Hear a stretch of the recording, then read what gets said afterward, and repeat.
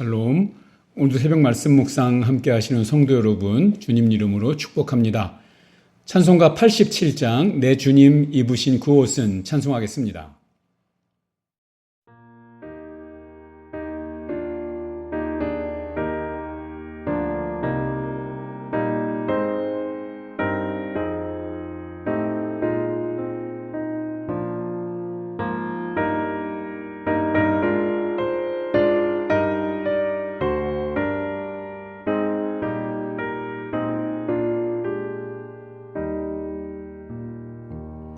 내 주님 입으신 그 옷은 참 아름다워라.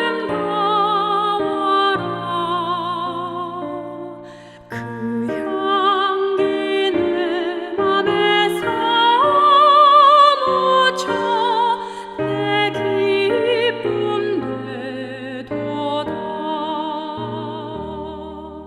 시온성보다 더 찬란한 저 찬송 떠나서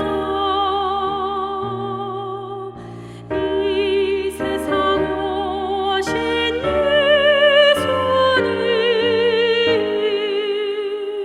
참 내 곳의 주. 오늘 함께 볼 말씀은 출애굽기 28장 43절입니다.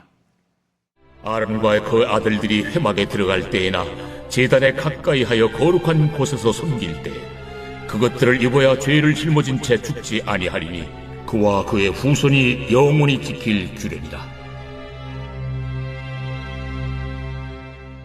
오늘 본문 28장부터 30장까지는 제사장의 의복과 위임식 그리고 업무 지침 등을 다루고 있습니다.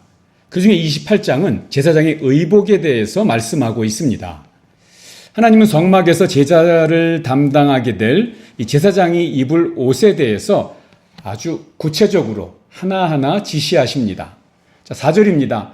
그들이 지을 옷은 이러하니 곧 흉패와 에봇과 겉옷과 반포 속옷과 관과 띠라. 그들이 내 형 아론과 그 아들들을 위하여 거룩한 옷을 지어 아론이 내게 제사장 직분을 행하게 하라. 자, 가장 기본이 되는 옷은 에봇이라고 하는데요.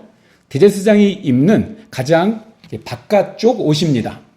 하나는 등을, 하나는 이렇게 앞을 가리도록 만들어졌고요. 이 두 부분이 어깨바지로 이렇게 묶여져서 연결이 됩니다.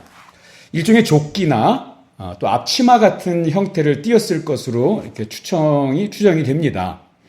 금실과 청색, 자색, 홍색 실과 또 가늘게 꼰 배실로 옷감을 짜서 이렇게 만든 옷인데요. 자, 등판과 앞판을 연결하는 이 어깨바지에는 야곱의 12아들의 이름이 나이 순서대로 이렇게 새겨져 있는 호마노 보석 2개를 양쪽에 하나씩 달았습니다.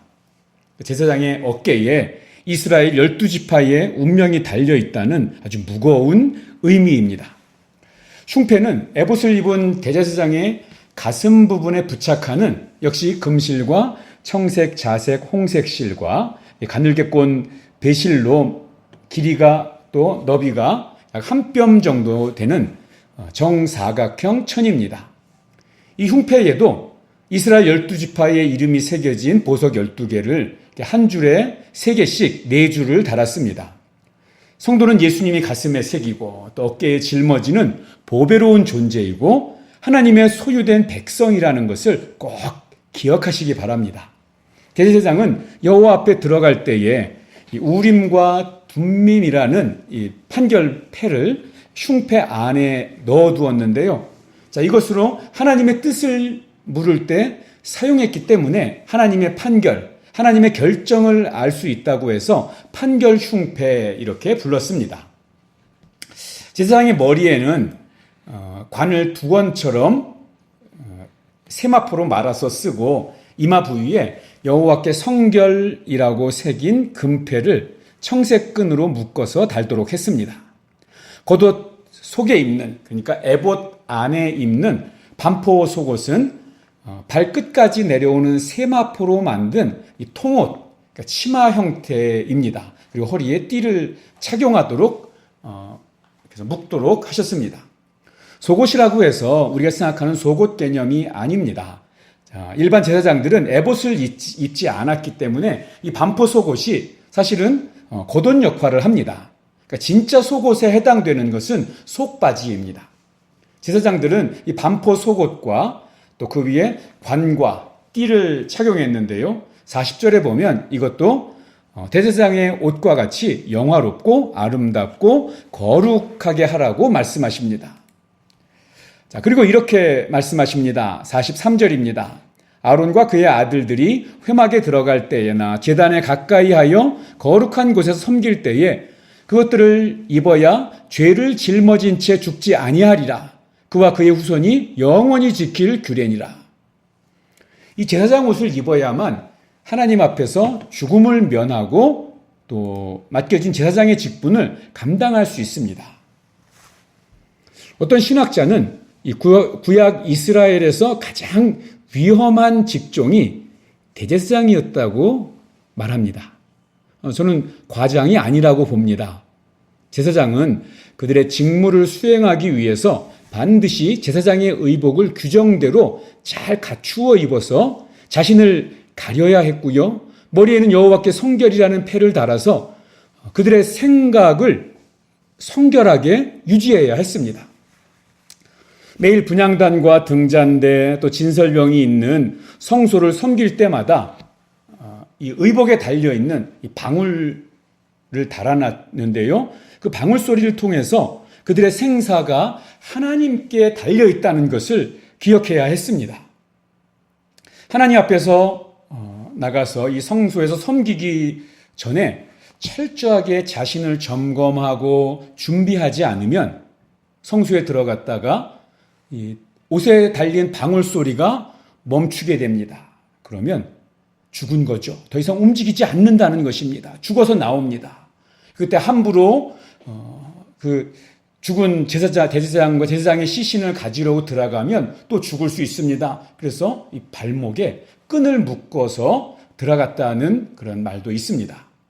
얼마나 두렵고 떨리는 마음으로 하나님께서 맡기신 이 제사장의 역할을 감당해야 했겠습니까?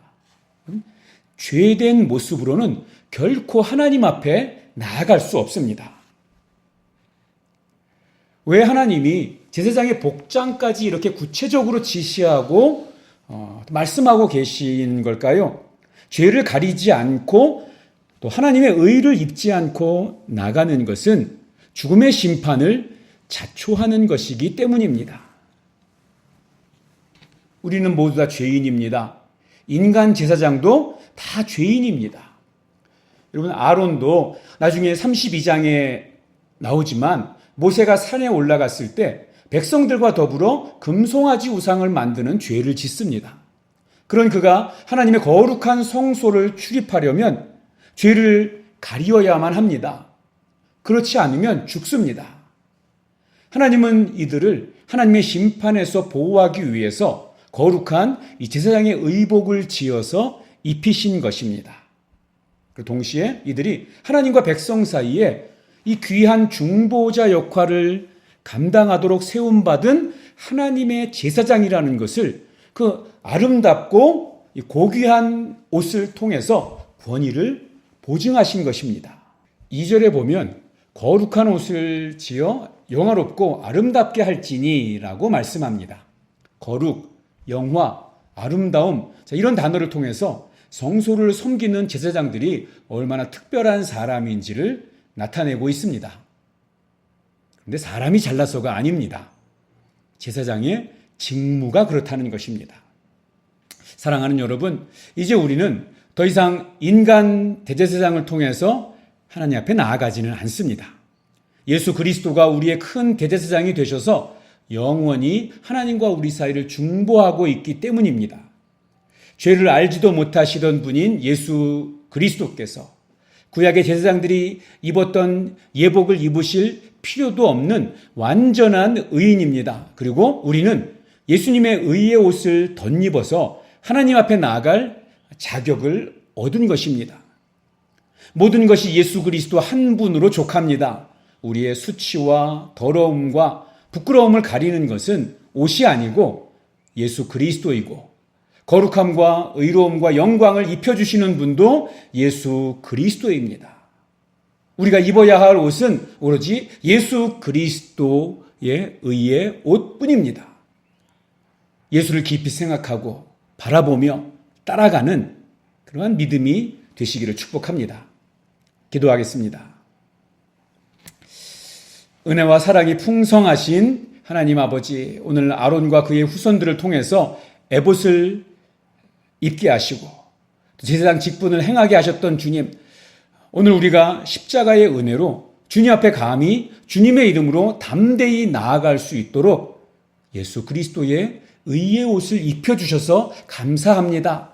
가리지 않으면 하나님 앞에서 그 이상 그 이하도 아니고 정말 죽어야 할 죄인일 뿐인 우리에게 친히 예수 그리스도의 옷을 입혀주셔서 감사합니다.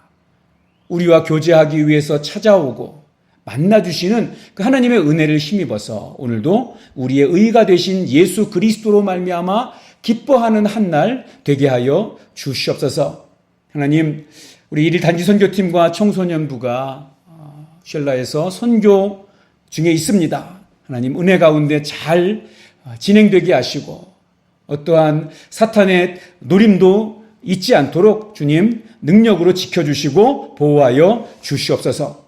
예수님의 이름으로 기도합니다. 아멘. 기도한 것처럼 1일 단기선교팀과 청소년부가 쉘라에서 2박 3일 단기선교 중입니다. 또 안전하게 또 기쁨 가운데 은혜 가운데 잘 마치고 돌아올 수 있도록 꼭 기도해 주시기 바랍니다.